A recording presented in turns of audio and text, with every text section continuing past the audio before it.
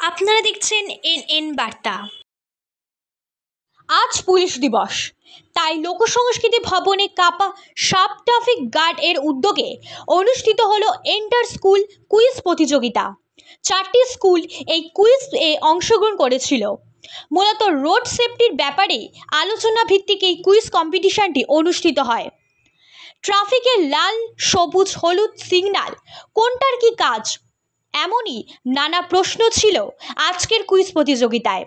বিজয়ীদের হাতে তুলে দেওয়া হয় পুরস্কার। সমগ্র অনুষ্ঠানে উপস্থিত ছিলেন হালিশহর পৌরসভার পৌরপ্রধান শুভঙ্কর ঘোষ, হালিশহর থানার এসআই সুব্রত ঘোষ, কাপা সাব ট্রাফিক গার্ডের ওসি হিতুলাল সরকার, এএসআই স্বপন বেরা সহ সকল আধিকারিকরা এবং সিভিল ভলেন্টিয়ার্সরা।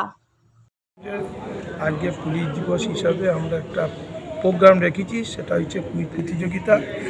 শহরের আশপাশের যেসব স্কুলগুলো আছে তাদেরকে নিয়ে আমরা একটা অনুষ্ঠান করলাম কুইজ প্রতিযোগিতা, এবং ফার্স্ট, সেকেন্ড, থার্ড যারা হয়েছে তাদেরকে আমরা প্রাইজ বিতরণ করলাম। কটি স্কুল ছিল? ট্রাফিক সম্বন্ধে 4টি স্কুল ছিল, এবং ট্রাফিক সম্বন্ধে যে সচেতনতা থাকা দরকার সেই সব উপরই আমাদের কোশ্চেন করা হয়েছে, এবং যারা ভালো উত্তর দিতে পেরেছে তাদেরকে আমরা প্রাইজ দিয়েছি।